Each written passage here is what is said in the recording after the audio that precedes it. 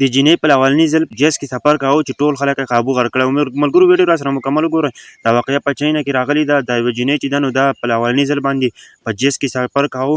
دا جیس پاسې خو انجن یې ولا سټارټ کړی دی ملګرو، او دا جینۍ په دې جیس کې ناسته ده. چې کله دا په دې جیس کې ناسته ده ملګرو، او دا ډېر څه خوب غوندې ورغلی او دا یکدم پاڅېده، ویل زه واشروم ته ځم. چې کله واشروم ته تله ملګرو په جیس کې، نو دا واشروم ته دغه تپوس وکړه عملې والا ته چې واشروم کومه دی، نو دا تلوه او واشروم یې خو ونه موندو. نو یکدم ایمرجنسي دروازه یې کولاو کړه. چې ایمرجنسي دروازه یې کولاو کړه نو ټول خلک یې حیران کړه او ټول خلک یې د مرګ حالت له ور وستل. ملګرو داسې کار یې ورسره وکړو که نه چې ټول خلک یې داسې پایلټان هم حیران شول. چې کله دا پایلټان حیران شول، نو پایلټان ولګېدل او دا کومه فلایټ و چې دی منسوخ کړو. دا یې منسوخ کړو او دوی ټول خلک یې په یو هوټل کې کېنول. ملګرو دې جینۍ ته دا پته نه وه چې دا ایمرجنسي دروازه په اولني ځل باندې په جیس کې سفر کاوه.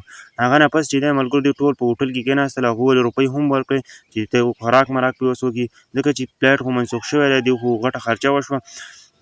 د هغه نه پس چې دی نو پولیس هم رالل چې دا ولې څه چل وشو. انویسټیګیشن یې شروع کړو. جینۍ نه یې تپوس وکړو. هغه جینۍ ورته ویلو چې ما ته پته نه وه په غلطۍ کې دا ایمرجنسي دروازه کولاو شو. د ملګرو دا ایمرجنسي دروازه چې ده نو تقریبا 28,000 په دې ډېره غټه خرچه راځي. تقریبا د دوی نه $28,000 څه شوه خرچه وشو، نقصان یې وشو.